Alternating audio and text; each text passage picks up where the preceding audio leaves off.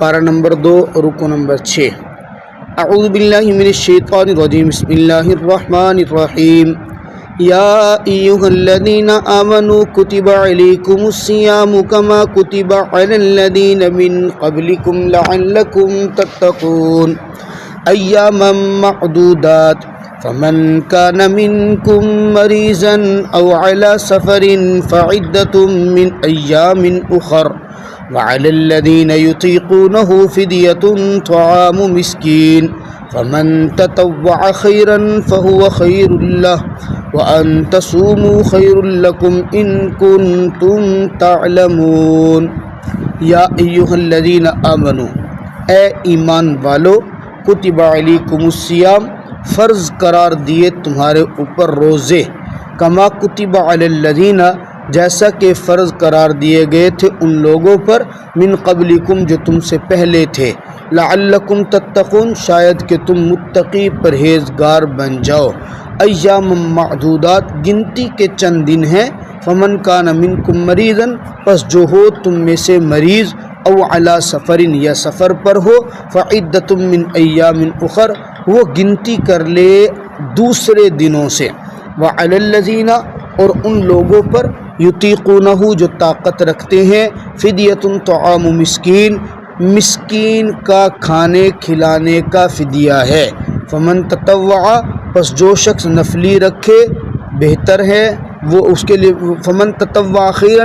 پس جو شخص نفلی کو بہتر جانتا ہے تو وہ بہتر ہے۔ وَأَن تَصُومُوا خَيْرٌ لَكُمْ، یہ کہ تم روزہ رکھو تو یہ بہتر ہے تمہارے لیے، ان کنتم تعلمون، اگر تم جان لو۔ اس سے پہلے والی آیت مبارکہ میں ایک مخصوص حکم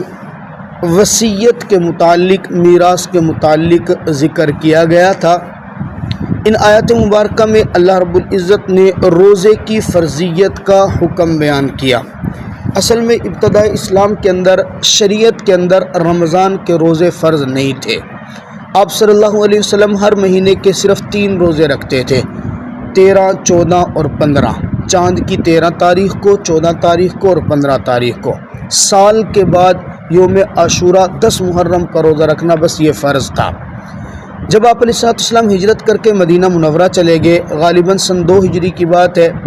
آپ علیہ السلام پر رمضان کے روزے فرض قرار دیے، یہ والی آیتیں نازل ہوئی۔ رمضان کے روزے جب فرض ہوئے تو اب یوم عاشورہ کے روزے کی فرضیت ختم ہو گئی۔ اللہ رب العزت نے روزہ رکھنے کا حکم دیا۔ بظاہر روزہ رکھنا ایک مشکل کام ہے، انسان کے سامنے کھانے کی چیزیں بھی پڑی ہوں، پینے کی چیزیں بھی پڑی ہوں، اپنی بیوی ہو، اس کے ساتھ جائز خواہشات بھی پوری کر سکتا ہو، لیکن اللہ کے حکم سے رکنا ہے۔ صبح صادق سے لے کے اور غروب آفتاب تک کھانے پینے سے اور نفسانی خواہشات جائز طریقے سے پوری کرنے سے رکے رہنے، تو یہ ایک مشکل حکم تھا۔ اس لیے اللہ رب العزت نے فرمایا تمہارے اوپر روزے جو فرض کیے یہ صرف تمہارے اوپر نہیں ہے، کما کتب علی الذین من قبلکم، تم سے پہلے جتنی بھی قومیں گزری ہیں نا، سب کے اوپر روزے فرض ہیں۔ البتہ اور روزوں کی تعداد میں اور روزوں کے ترتیب میں فرق تھا۔ ہمارے اوپر 1 مہینے کے روزے فرض ہیں، کسی کے اوپر 40 دن کے روزے فرض تھے، کسی کے اوپر 60 دن کے روزے فرض تھے۔ ابتداء اسلام میں روزوں کی ترتیب بھی یہ تھی کہ ایک بندے نے صبح سحری کھا لی نا، وہ افطاری تک تو بھوکا پیاسا رہا۔ افطاری اس نے جب کر لی ہے تو افطاری کے بعد سے لے کے سونے کے وقت تک کا ٹائم اس کے لیے تھا، جو مرضی کھا لے، جو مرضی پی لے، اور اسی طرح جائز خواہشات پوری کر لے۔ اگر ایسا ہو گیا کہ اس کی افطاری کے فوراً بعد آنکھ لگ گئی، یہ تھوڑی دیر کے لیے لیٹا اور اس کی آنکھ لگ گئی، وہ نیند ہی اس کے لیے سحری شمار ہوتی تھی، اب اس کا روزہ ایٹومیٹکلی ہو جاتا تھا۔ اب اس نے اگلے دن دوبارہ پھر افطاری کے وقت تک بھوکا پیاسا رہنا ہے، تو یہ مقام بھی بڑا مشکل تھا۔ صحابہ کرام مشقت والے کام کرتے تھے، مزدوری بھی کرتے تھے، تو کچھ صحابہ کرام کے ساتھ یہ معاملات ہوئے کہ وہ بیچارے دن بھر کی مشقت کے بعد گھر آئے، افطاری کے وقت اب یہ گلاس پانی پیا تھا، کمر سیدھی کرنے کے لیے لیٹے، نیند آ گئی، اگلے دن کا پھر روزہ شمار شروع ہو گیا، اگلے دن پھر ایسا ہوا، نیند آ گئی، پھر روزہ شروع ہو گیا، کمزوری حد درجے بڑی، تو اللہ رب العزت نے پھر یہ حکم نازل کیا کہ اب تمہارے لیے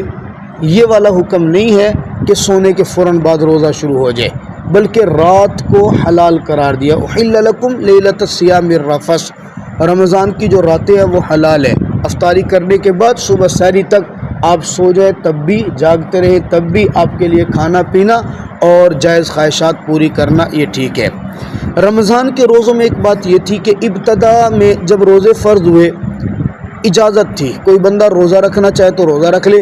اگر کوئی روزہ نہیں رکھنا چاہتا اور مالدار ہے وہ اپنے روزے کا فدیہ دینا چاہے تو فدیہ دینے کی اجازت تھی، جیسے ابھی یہاں پہ وَعَلَى الَّذِينَ يُطِيقُونَهُ فِدْيَةُ طَعَامُ مِسْكِينٍ، وہ نہ روزہ رکھے، اپنی جگہ پہ کسی مسکین کو کھانا کھلا دے، فدیہ دے دے، تو اس کا فدیہ دینا اس کے روزے کے قائم مقام ہو جاتا تھا۔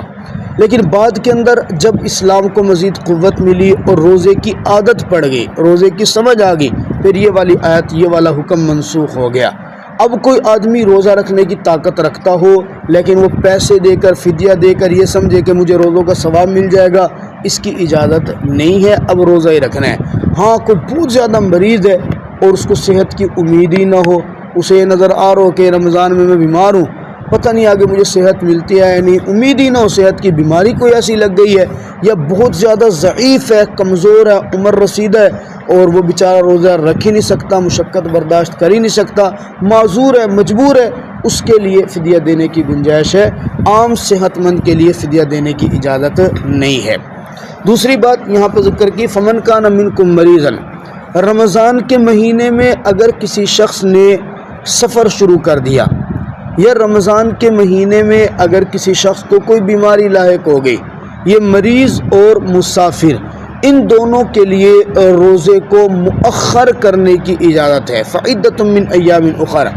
اگر اس کی بیماری اس کو گنجائش دیتی ہے کہ یہ دن بھر کی مشقت برداشت کر لے گا، یا سفر، اب تو وہ پہلے زمانے والے سفر رہے نہیں مشقتوں والے، اب تو بہترین عمدہ قسم کی گاڑیاں اے سی ہیں اور آرام دہ سفر ہے، کوئی بندہ یہ سمجھتا ہے کہ میرا سفر مجھے اتنی تکلیف نہیں دے گا، میں آرام سے بھوکا پیاسا رہ سکتا ہوں، تو اس کے لیے بہتر یہی ہے کہ یہ رمضان کا روزہ رکھ لے۔ اگر یہ نہ رکھنا چاہے تو یہ سمجھے کہ نہیں، جب شریعت نے مجھے